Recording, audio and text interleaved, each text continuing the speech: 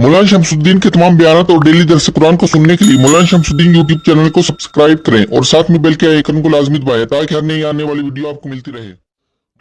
ये आज 20वीं रात है और कल 21वीं रात होगी। इस सिलसिले में एक दो बातें जो हैं वो भी अर्ज कर दूं। अली मुर्तज़ा रज़ी अल्लाह तआला अन्हु जनाब रसूलुल्लाह सल्लल्लाहु अलैहि वसल्लम की ज़ेरे तरबियत छोटी उम्र ही के अंदर आ गए और आप सल्लल्लाहु अलैहि वसल्लम की ज़ेरे गिरानी पले पोसे बड़े हुए। फिर जनाब रसूलुल्लाह सल्लल्लाहु अलैहि वसल्लम ने अपनी बेटी से निकाह भी कर दिया इनका और जनाब अली मुर्तज़ा रज़ी अल्लाह तआला अन्हु खुलाफाए राशिदीन के साथ हज़रत अबू बकर सिद्दीक़ के साथ, हज़रत उमर फ़ारूक के साथ, हज़रत उस्मान गनी के साथ, उनके साथ पूरी दिलजमी के साथ और पूरे बाहमी ताल्लुकात की नहायत शानदार अंदाज के साथ ताल्लुकात के ज़रिए उन हज़रात की मुआमलत करते रहे और उनके साथ बाकायदा बतौर मशीर के उनके साथ इखलास के साथ रहे। उनके पीछे नमाज़ें पढ़ी, उनके साथ ही रिश्ते नाते ताल्लुकात वो इनके कायम रहे। जनाब अली मुर्तज़ा रज़ी अल्लाह तआला अन्हु ने इसी सिलसिले में अपनी बेटी उम्मे कुलसूम रज़ी अल्लाह तआला अन्हा का निकाह फारूक आज़म रज़ी अल्लाह तआला अन्हु से किया। ये इस बात की वाज़ेह अलामत है कि उनके आपस के ताल्लुकात नहायत ही शानदार और बेहतरीन। अली मुर्तज़ा की जब खिलाफत का ज़माना आया तो उस वक्त जनाब अली मुर्तज़ा एक तो मदीना मुनव्वरा से दारुल खिलाफा जो है वो मुंतकिल करके आपकी राय में ये बेहतर बात नज़र आई कि यहाँ मदीनतुर रसूल जो है उसकी ताकि तौहीन ना हो, जैसा कि हज़रत उस्मान गनी के ख़िलाफ़ ये सारा सिलसिला उठाया गया और मदीनतुर रसूल में उन्होंने अल्लाह के रसूल के खलीफा राशिद का खून बहा दिया, तो ताकि मदीना मुनव्वरा जो है आइंदा इस खून रेजी से महफूज रहे, इसलिए अपना दारुल हुकूमत आपने मदीना मुनव्वरा से मुंतकिल करके कूफा को अपना दारुल हुकूमत बनाया, जो कि इराक़ का एक मरकज़ी उस वक़्त मुकाम था। और इस वक़्त इराक़ का मरकज़ी मुकाम जो है वो बगदाद है। उस वक्त बगदाद का वजूद ही नहीं था। ये बाद में खुलाफाए बनु अब्बास के ज़माने में खलीफा मंसूर ने ये बगदाद जो है इसकी बुनियाद रखी और उसके बाद ये शहर जो है बसाया गया। इसके बसने के बाद कूफा और बसरा इन शहरों की जो हैसियत थी, क्योंकि 30-35 मील का फासला वो बगदाद का है, इसलिए इन शहरों की हैसियत जो है वो करीबन सिमट गई, ख़त्म हो गई और अब ये छोटे कस्बों की शक्ल के अंदर बसरा भी मौजूद है, कूफा भी मौजूद है। अब छोटे छोटे कस्बे हैं। तो जनाब अली मुर्तज़ा रज़ी अल्लाह तआला अन्हु को अपने ज़माने में गलत फहमियों की वजह से अपने ही हजरात के साथ दो जंगें जो है वो पेश आई। पहली जंग हजरत तलहा और ज़ुबैर जो कि अशरा मुबशरा में से हैं और हजरत उम्मुल मोमिनीन रज़ी अल्लाह तआला अन्हा हजरत आयशा सिद्दीक़ा, पहली जंग जो है वो अली मुर्तज़ा की उनके साथ हुई। ऐन सुलह तक बात पहुँच चुकी थी कि शोरश पसंदों ने शरारत करके दोनों लश्करों के दरमियान गलत फहमी पैदा करके और लड़ाई करा दी। बिलाखिर ये लड़ाई जो है वो सुलह के अंदर सुलह पर ख़त्म हो गई। उसके बाद दूसरी जनाब अली मुर्तज़ा की लड़ाई وہ حضرت امیر معاویہ رضی اللہ تعالیٰ عنہ کے ساتھ پیش آئے، وہ مقام صفین کے اندر پیش آئے، اور اس لڑائی میں بھی نقصان ہوا دونوں طرف سے، لیکن بالآخر صلح ہو گئی۔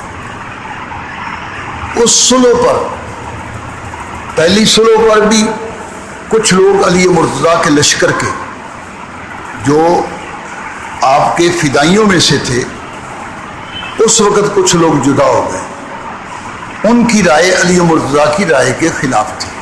وہ کہتے تھے کہ ہاں ان سے صلح نہیں کرنی چاہیے، بلکہ ان سب کو جو بھی آئے قتل کر دینا چاہیے، جو بھی سامنے آئے۔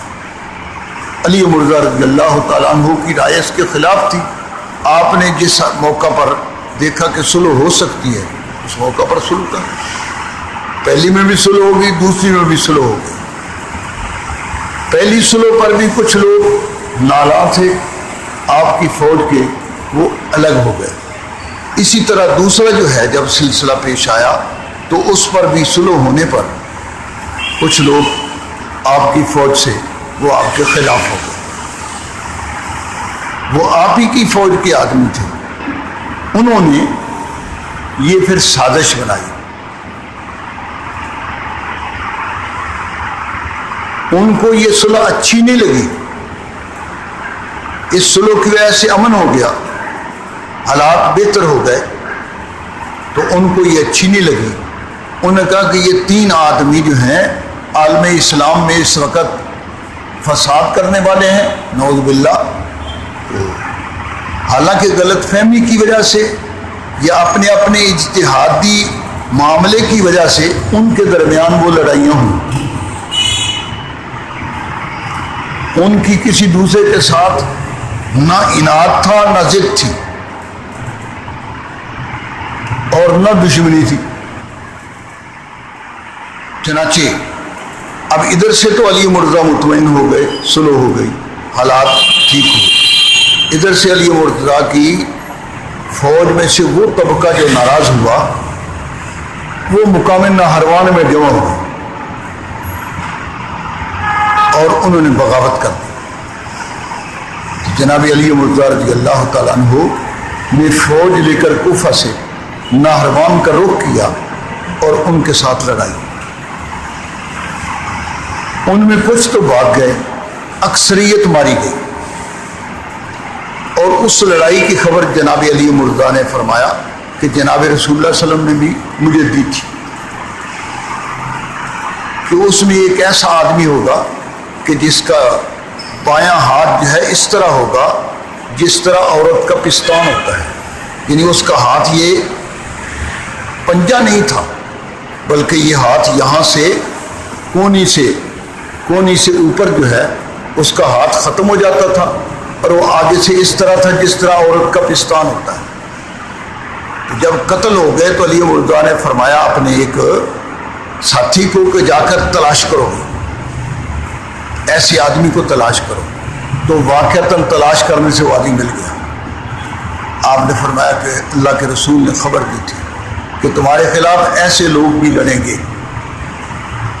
تو وہ لوگ جو وہاں سے فرار ہو کر اپنی جان بچا کر بھاگ نکلے، ان میں یہ تین آدمی تھے جنہوں نے مسجد کوفہ میں بیٹھ کر یہ فیصلہ کیا کہ ان تین آدمیوں کو ختم کرنا چاہیے۔ عالم اسلام گویا اس کو وہ اتنا بڑا نقصان کرنا چاہتے تھے، کہنے لگے ان تین آدمیوں نے فساد مچا رکھا ہے۔ جناب علی مرتضیٰ رضی اللہ کے متعلق فیصلہ کیا، اور اسی طرح حضرت امیر معاویہ کے متعلق بھی اور حضرت عمر بن عاص کے متعلق، ان تین آدمیوں کو قتل کر دو تو سب سکون ہو جائے گا۔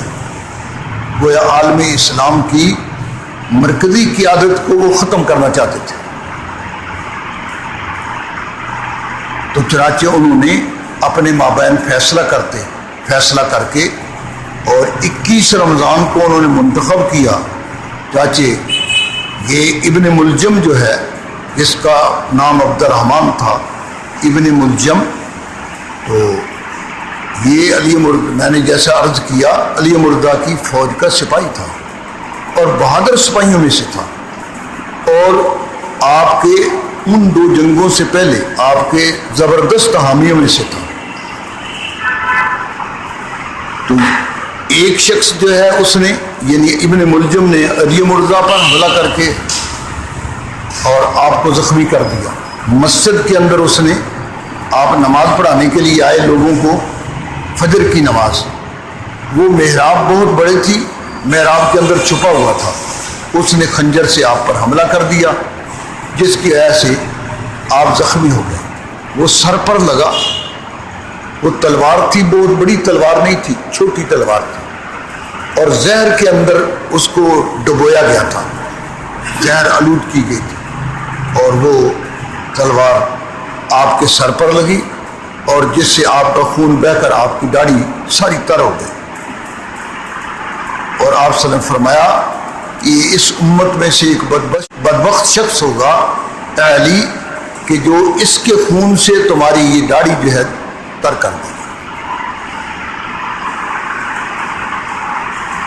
تو جناب علی مرتضیٰ رضی اللہ تعالیٰ عنہ 3 دن کے بعد آپ جو ہے اسی زخم کی وجہ سے آپ شہید ہو گئے.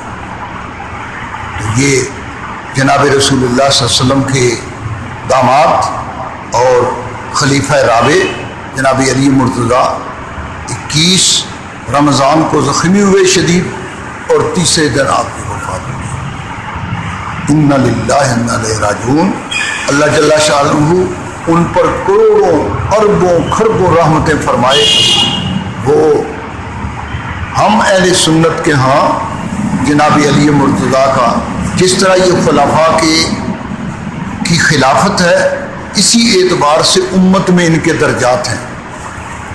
ساری امت میں سب سے افضل ابو بکر صدیق, اس کے بعد حضرت عمر فاروق, تیسرا نمبر عثمان کا اور چوتھا نمبر حضرت علی مرتضیٰ کا. یہ اہل سنت کا اس بات پر اتفاق ہے کہ علی مرتضیٰ رضی اللہ تعالیٰ عنہ چوتھے مرتبے پر امت میں کوئی بھی ایسا شخص نہیں تھا جو فضیلت اور مرتبے میں علی مرتضیٰ کے برابر تھا. اللہ جل شانہ ان کی فیوزات اور ان کی جو برکات ہیں اور جو وہ اپنی اعلیٰ قسم کی نصیحتیں دنیا کے اندر چھوڑ کر گئے, اعلیٰ نمونے چھوڑ کر گئے, ان پر ہم سب کو عمل کی توفیق نصیب فرمائے.